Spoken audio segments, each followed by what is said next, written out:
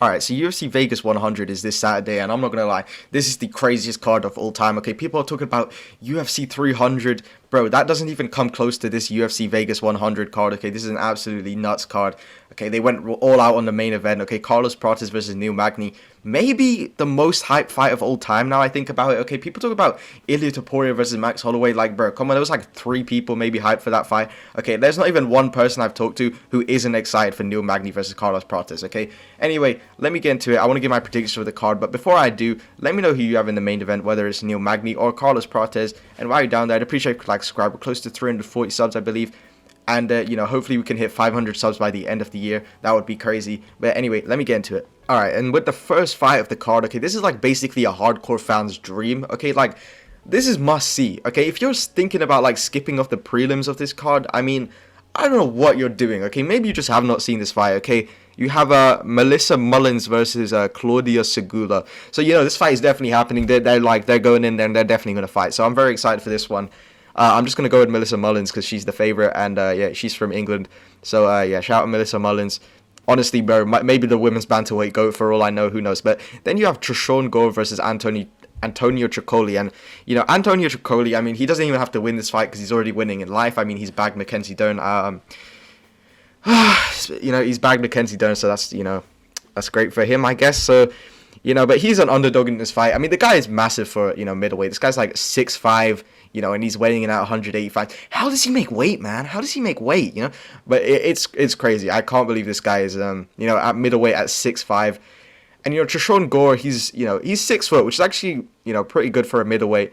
But obviously Antonio Tricoli is gonna have a huge height and reach advantage in this fight. But I just don't think he's skilled enough. Okay, we saw him lose to Shara Bullet, and that was simply just because I'm pretty sure he gassed out. I think that's what happened.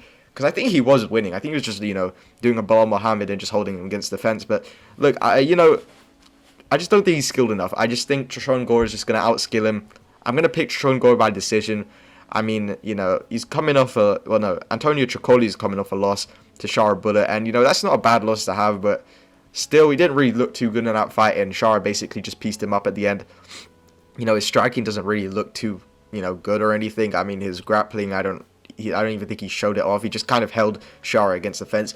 Then next fight, you have Cody Stamann versus Damon Blackshear. And I mean, bro, Damon Blackshear, bro, I don't know what they were doing in the last fight where they put him and Montel Jackson in the KFC Center. I really wonder what that was all about. But look, bro, we need Montel Jackson to return, bro. I miss that guy so much. But look, Damon Blackshear, I'm really surprised he's the favorite in this fight considering how bad the KO he just came off of was. Like, that was like a 1-second knockout where this guy just went in there, got KO'd immediately. Like, I'm surprised he's a favorite, but he is a favorite against Cody Stamann, and I think he just has such a huge reach advantage and height advantage to where I think he's just going to be able to pick apart Cody Stamann at range.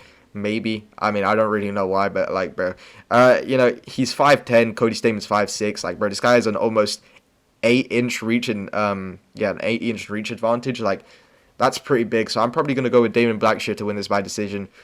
Maybe you'll KO Cody Stamann, who knows. Then you have Matthew Semmelsberger versus Charles Radke.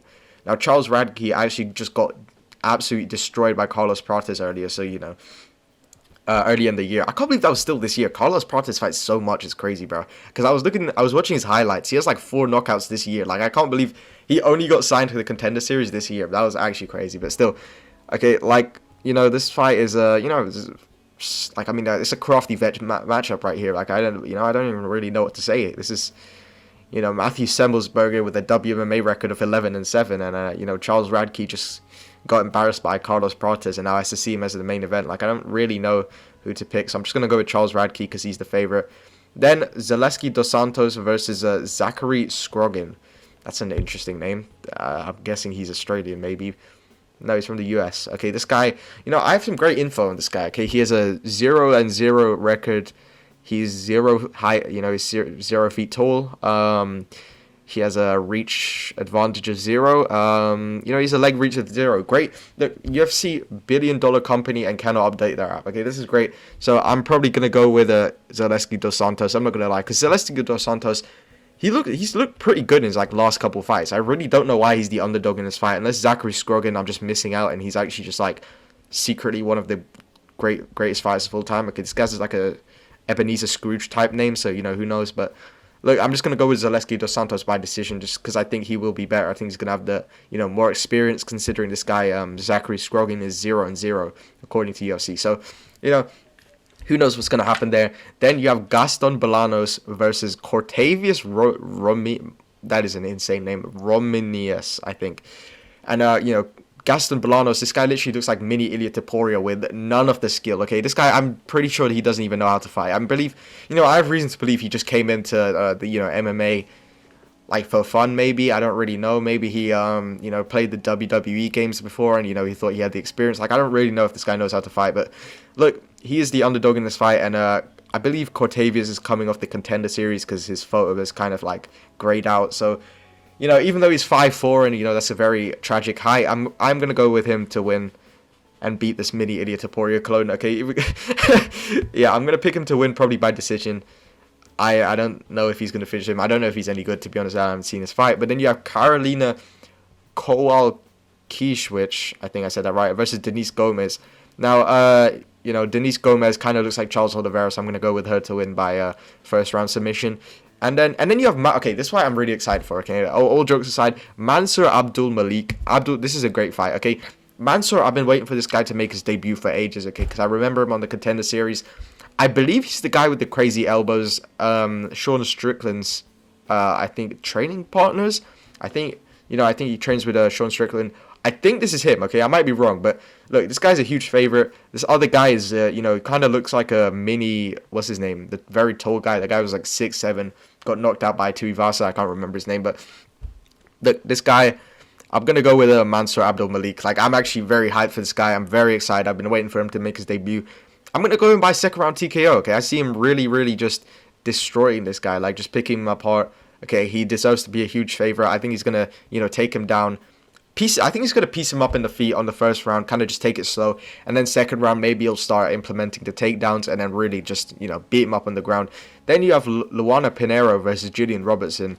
Gillian Robertson is single-handedly probably the most entertaining, WMMA fighter right now, okay? Like, seriously, every single Gillian Robertson fight is like actually watching Khabib in his prime, okay? This is some crazy stuff, okay? I genuinely like Gillian Robertson. She's like one of the few WMMA fighters I actually like, so I'm going to go with her by, I don't know, because she wasn't really able to finish the fight last time, which is kind of surprising. So I'm probably going to go with her by a dominant, like, 30-27 or like a 30-26. Okay, because last time that was honestly disrespectful. I think that was what's his name? It was that one woman's retirement. I forgot her name. I only know her nickname, the Karate Hottie. And that's it, bro. But, bro, Gillian Robertson honestly just ruined her life. Okay, and, next fight. This fight is really good as well. Gerald Meerschaert versus Renier de Ridder. Okay, they already got the Riddler into UFC before, GTA 6. But, like, bro, they got the Joker and Wang Kong, and now they have the Riddler, bro. Like, come on, bro. We need a Batman in the UFC, okay? I believe it's time. Okay, we need to implement this. We need to get the Batman, and we need to get the Hawk 2 go as well, and then we need to get the Rizzler. I believe these guys would all be great additions into the UFC, okay? Because Renier the Riddler, I'm going to go with him to win this, okay? Even though I think Gerald Meerschaert will be able to beat him, okay? I don't think this is like a complete, like, Gerald Meerschaert is pretty good. I think he might be able to sub the Riddler, okay? From what I know, I don't think this guy has the best ground game.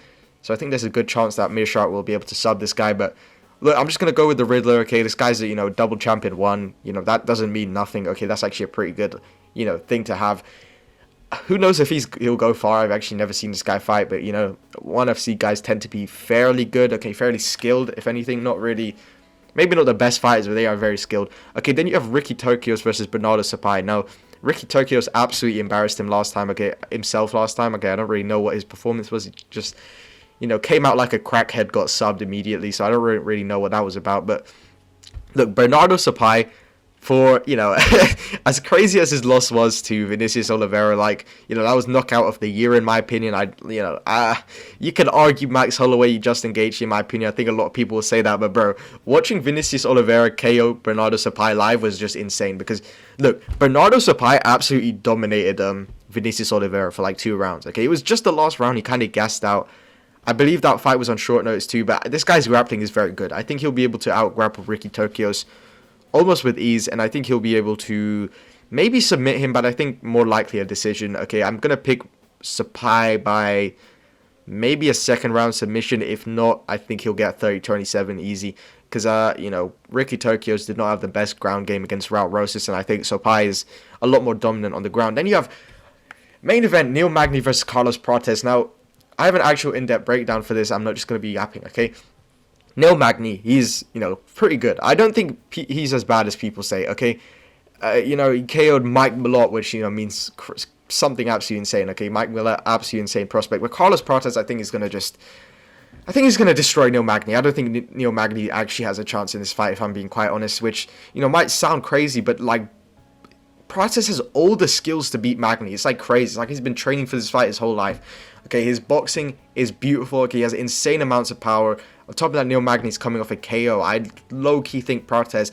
I think what Prates is going to do, he's going to come in very, very leg kick heavy, because Neil Magny's not very good at checking leg kicks. I think Prates, he has very, very good leg kicks, and I think he's going to be basically able to land them at will.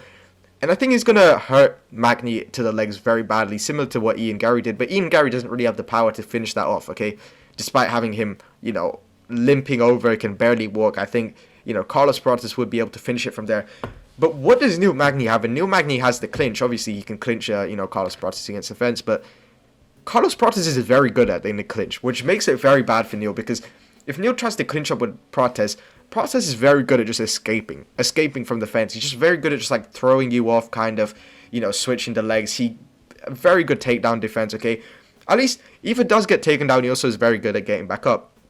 And I think this is going to be very bad for Magny, okay? Because he can't be on the fence against Carlos Prates just clinching him, because Carlos Prates has the knees. He's also just very good at getting out, and I think he'll be able to just basically chuck Magny off at will, damage his legs badly enough to where he basically can just do whatever he wants, and he's just gonna pick him apart. He's just gonna pick him apart after he damages his legs, discourages him, and it's just...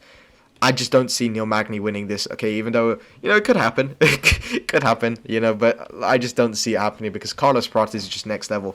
I genuinely believe this guy will, fight for the title next year, okay? I think at the end of next year, he'll be fighting for the title for sure, okay, in December or October or whatever. I think he'll be fighting for the title. I mean, this guy is just, he's so active. His reign is crazy. I think he'll be able to do a lot in his time in the UFC. This guy, genuinely, I remember when he joined the UFC, Lucas Tracy was hyping, bro, Carlos Prates, man, he's actually very good, man. I remember seeing him on the Contender Series, man. Look, that was, great foresight from Lucas Tracy, because this guy is incredible, okay?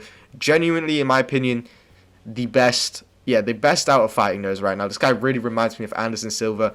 And, I think he's going to beat Magny by third or second round TKO, maybe a straight-up KO, because honestly, that left hand is crazy. Okay, and that's going to be it. Let me know who you have in the main event for this fight. And that's going to be it. I hope you guys enjoyed the video. Thanks for watching. Like, subscribe.